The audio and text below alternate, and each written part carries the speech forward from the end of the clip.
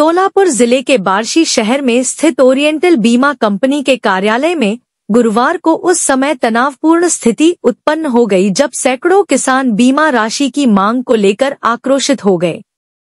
In किसानों ने अपनी फसलों का बीमा प्रीमियम भरने के बावजूद भारी नुकसान होने पर मुआवजा नहीं मिलने का आरोप लगाया।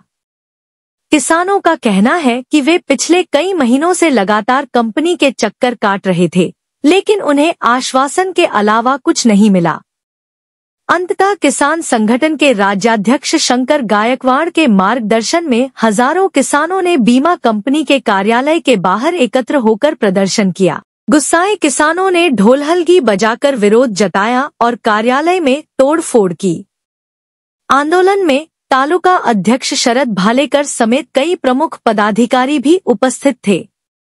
किसानों की मांग है कि उन्हें शीघ्र फसल बीमा का मुआवजा दिया जाए, अन्यथा आंदोलन और तेज किया जाएगा। मी शेतकरी संघटनेचा प्रदेशाध्यक्ष शंकर गायकवाड। आज आम्ही बार्शी येथील ओरिएंटल पीक विमा कंपनीच्या कार्यालयात शांततेत या ठिकाणी हालचाल करून आम्ही निवेदन देण्यासाठी आलो होतो। आम्ही राज्याचे प्रतिनिधी पीक विम्याचे त्यांना फोन लावून द्या, त्यांना आम्हाला शांततेत बोलायचं असं मी त्यांना इथल्या प्रतिनिधीला आम्ही सांगत होतो। शांततेत आंदोलन चालू आहे, तुम्ही त्यांना फक्त फोनवर आम्हाला बोलू द्या।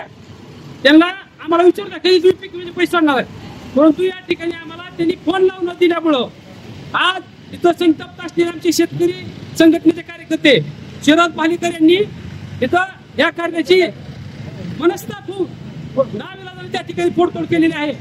मी सरकारला सांगू इच्छितो, पीक विमा कंपनीच्या राज्याच्या प्रमुखाला सांगू इच्छितो, हरामखोरांनो तुम्ही आणखीन आमचा अंत पाहू नका। शेतकरी गरीब आहे, तुम्ही शेतकऱ्यांना लुटायचे धंदे बंद करा। तुम्ही तात्काळ शेतकऱ्यांचे पैसे मागील 2-3 वर्षापासून तुम्ही शेतकऱ्यांचे पैसे भरपूर लुटलेले आहेत, ते तात्काळ सोडा, अन्यथा संबंधित मंत्री असेल, संबंधित कुठलं कार्यालय असेल त्या ठिकाणी शेतकरी येऊन स्वतः आत्महत्या करून मारण्यापेक्षा त्यांना मारल्याशिवाय सोडणार नाही। एवढे शेतकरी वैतागलेले आहेत।